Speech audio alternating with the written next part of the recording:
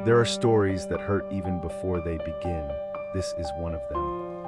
In a quiet neighborhood in Indianapolis, where morning routines are often filled with the sound of cereal bowls clinking and cartoon shows humming softly in the background, something unimaginable happened. On the morning of May 19th, 2025, a call was made to 911. A father, breathless and frantic, said his 5-year-old daughter had fallen down the stairs. His voice trembled. But something in the tone, something in the details, didn't sound right. The child's name was Zara Arnold, just 5 years old. A girl who, according to those who once knew her, had a soft voice and an easy smile. A girl who didn't deserve what was waiting for her that day. When police arrived at the home on North Lazel Street, they found little Zara unresponsive on the floor. There were no signs of a staircase accident. No signs of toys or clothes scattered from panic. Instead, they saw something else. Bruises on her arms, on her face. Old ones, new ones, some fading, some fresh. The officers exchanged looks. This wasn't a fall, this was something else. Something darker. Zachary Arnold, 41 years old, her father. He stood nearby, visibly shaken, but his words were inconsistent. First he said she tripped, then that he didn't see it, then he said she was clumsy. But none of it matched what paramedics saw. Later, under questioning, his story began to crack. She made me so angry, I didn't mean to hurt her. I just wanted her to be quiet. That was when the truth started to spill. But what broke the case wide open wasn't just Zachary's confession. It was a phone. And a FaceTime call that had happened the night before. Zachary had called his ex-girlfriend, Andrea Lopez Figueroa. During the call, Andrea saw something that haunted her. Zara, scared, crying, and Zachary, with his hands on her neck, he even took a photo, sent it, told Andrea, "I'll kill her if you call anyone." Andrea didn't, she froze. Later, she told police, "I didn't know what to do. I was scared of him. I thought maybe he was bluffing." But he wasn't. What made this case more tragic was what came after. Because this wasn't the first time someone had worried about Zara. Over the years, Indiana's Department of Child Services had received several complaints. In 2020, when Zara was only 9 months old, a bruise on her belly. In 2023, more bruises unexplained. When a child dies under unusual circumstances, police don't look for truth right away. They look for what doesn't add up. And from those small cracks in the story, the truth begins to break through. That afternoon, Zachary Arnold was brought to the Indianapolis police station. He wasn't handcuffed. He didn't resist. He simply walked into interview room 3, a cold, square room with one metal table and 2 worn plastic chairs. The first person to speak with him was Detective Rachel Moore, an experienced investigator from the Child Abuse Unit. She had seen many cases like this before. She didn't rush him. She let Zachary talk first. And he started with what most liars start with, a story that sounded too simple to be true. "It was just an accident," Zachary said. "She was running in the hallway, slipped, and didn't wake up." His voice didn't shake. There were no tears. Not even once did he say his daughter's name, Zara. When asked for more details, where exactly she fell, what she hit, what he did after, his answers were vague and repeated.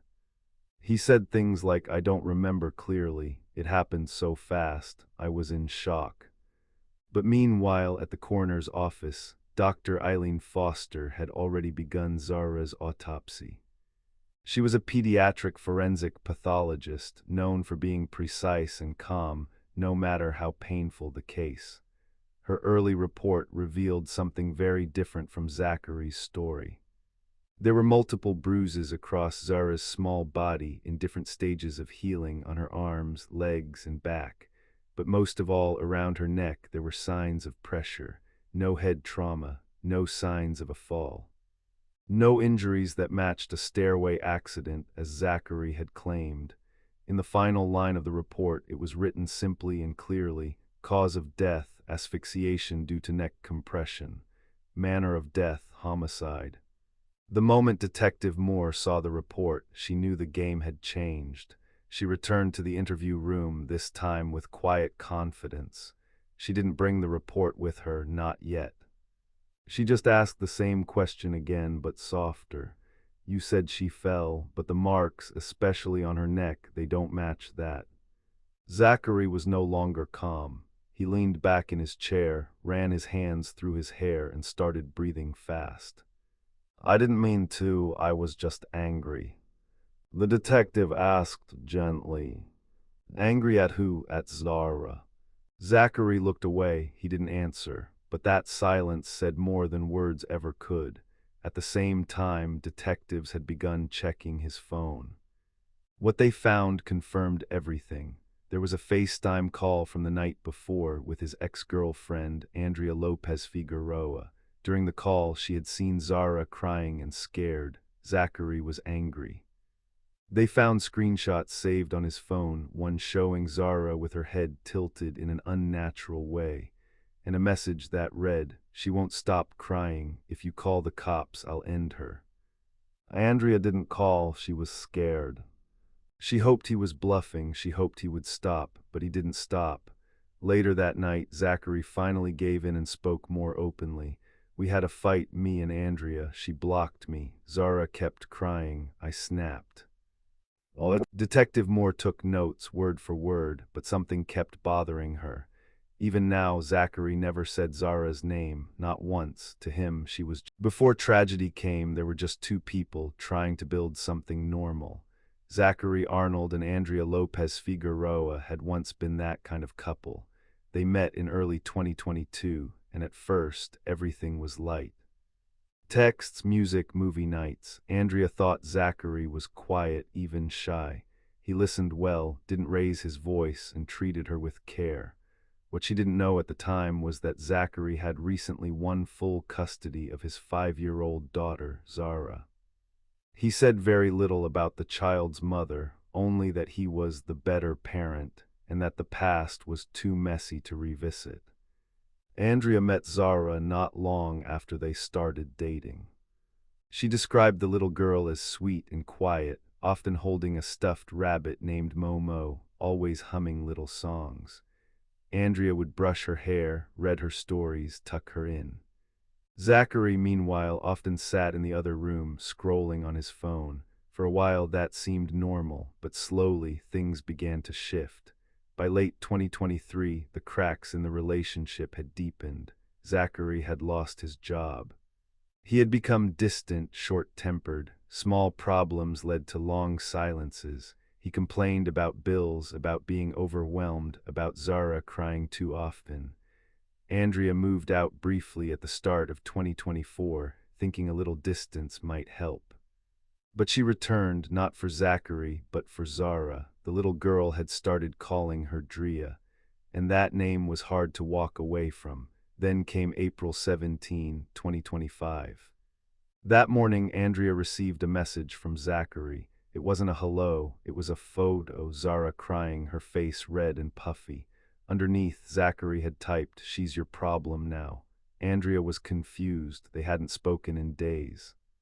She tried calling, but he didn't answer. An hour later, her phone rang. It was a FaceTime call. That call lasted just over 8 minutes. In her statement to police, Andrea said she saw Zachary pacing. He looked angry. Zara was in the background, crying, clutching her stuffed rabbit. Andrea said she pleaded with him to calm down, to let Zara go to her room to breathe. But Zachary stared straight into the camera and said one thing she would never forget. "If you hang up, I'll do it." Andrea didn't hang up. She stayed on the line. She tried to talk him down, tried to distract him, tried to say anything that might shift his mood. But then the screen went dark. She sat on the floor for a long time after that, shaking, not knowing what to do. She didn't call 911. She didn't call anyone. She told herself maybe it was just a threat. Maybe things had calmed down. Maybe he would put Zara to bed and everything would be fine. An hour later, Zara was gone. When detectives came to her door the next day, Andrea handed over everything. Her phone, her messages, the screenshots. She didn't hide a thing. But the guilt had already taken root. "I should have called," she whispered. "I thought if I stayed on the call, she'd be safe." Andrea wasn't charged, she hadn't hurt Zara, she hadn't been there. But she felt like she had failed her all the same. The public wasn't kind. When the news broke, the internet responded with anger. Some blamed Zachary, others blamed Andrea. You watched and did nothing. Still others blamed the system for giving full custody to a man with no support, no job, no stable record of parenting. But under all the anger, one truth stood tall. A little girl named Zara had died. And the two adults in her life, both broken in different ways, hadn't protected her. At the end of April, a quiet memorial was held for Zara in a small park near her home. People brought flowers. The courtroom felt cold, not because of the air conditioning, but because of the heavy silence that filled the space. It was the kind of silence that follows grief, tension, and unanswered questions. When Zachary Arnold was brought into courtroom 4A at the Marion County Superior Court, he wore a beige jumpsuit and stared straight ahead. He didn't look at the people behind him. He didn't ask where Andrea was. He didn't ask about Zara. It had been 6 weeks since Zara's death, and though the trial wouldn't last long, its weight was undeniable. Zachary was charged with murder and neglect of a dependent resulting in death. Prosecutors made it clear there would be no plea deal. The evidence, they said, was too clear, too painful, too final. There were text messages, screenshots, the FaceTime call log, and the coroner's report. The jury didn't hear recordings of Zara, but some people said they kept hearing her voice in their minds, soft humming, gentle laughter, the way she once sang to her stuffed rabbit, Momo. That was the kind of evidence that didn't need to be presented in court. It lived in memory. On the third day of the trial, Andrea took the witness stand. She was quiet, calm, but there was a fragile edge in her voice. She shook slightly when asked to describe Zara. She was soft, she said simply, like light. She wanted everyone to feel okay, even when she didn't.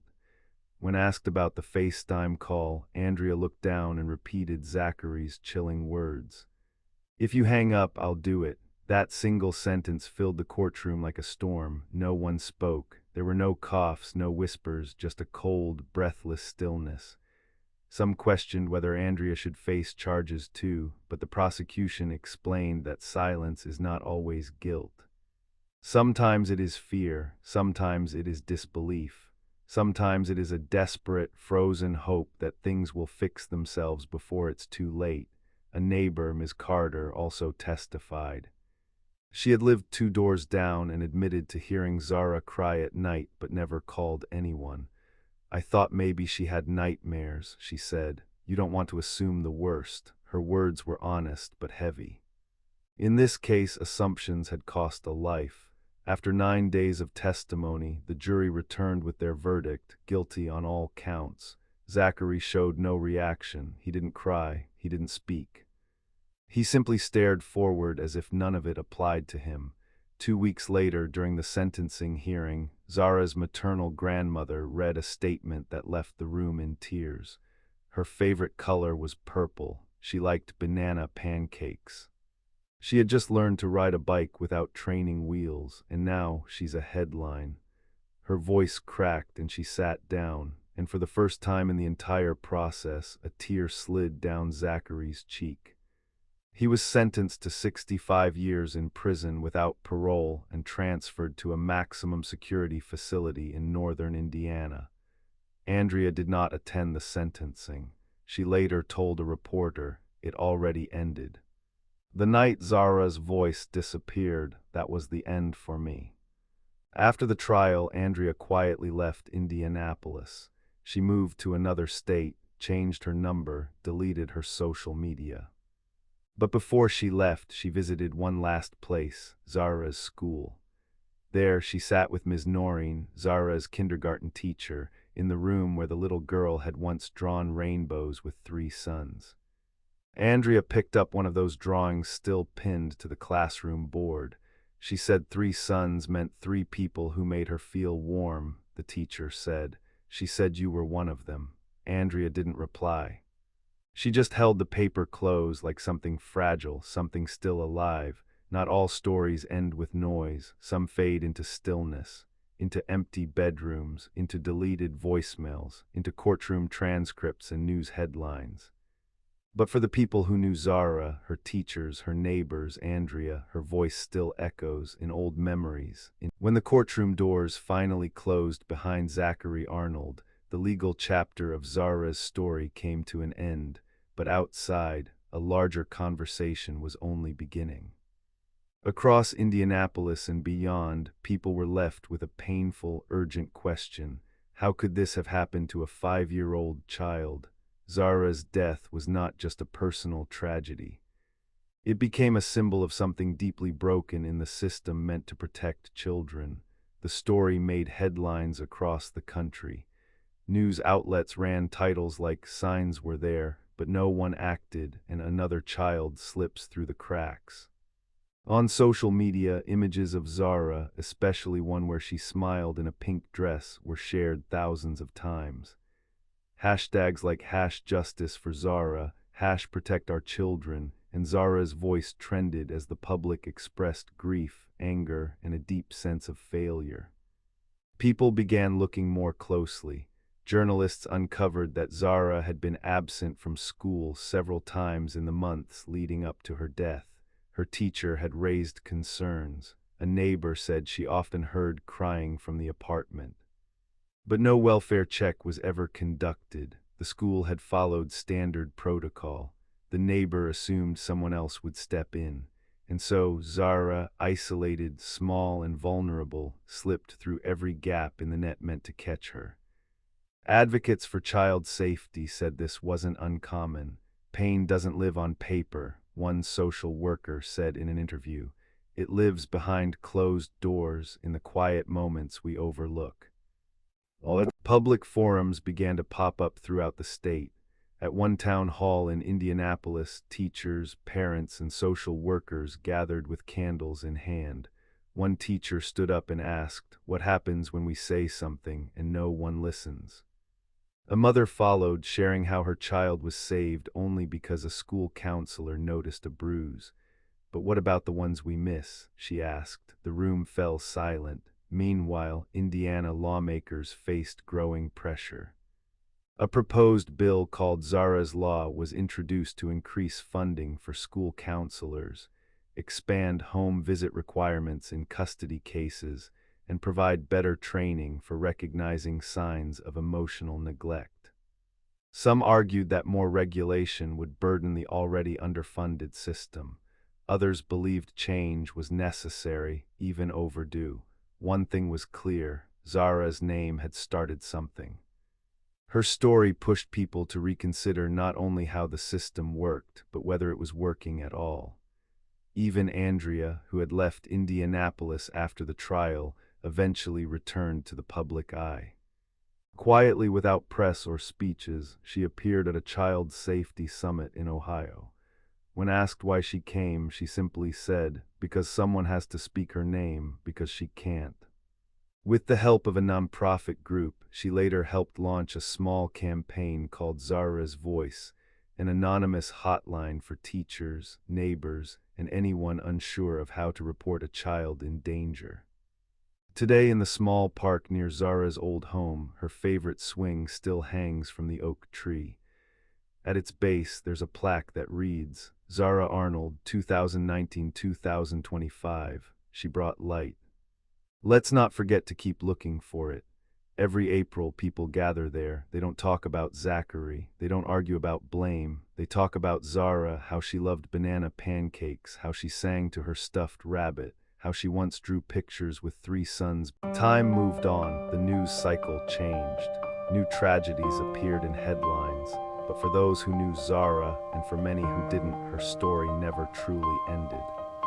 It became a quiet presence, a reminder that sometimes the smallest voices leave the loudest echoes. In the years that followed, her name continued to appear in schools, in courtrooms, in the mouths of teachers training to spot the signs, in laws slowly making their way through state legislatures. Zara became more than a child lost. She became a symbol of what must never be ignored again. Not just bruises on skin, but bruises on the soul. Not just the loud cries for help, but the silent ones too.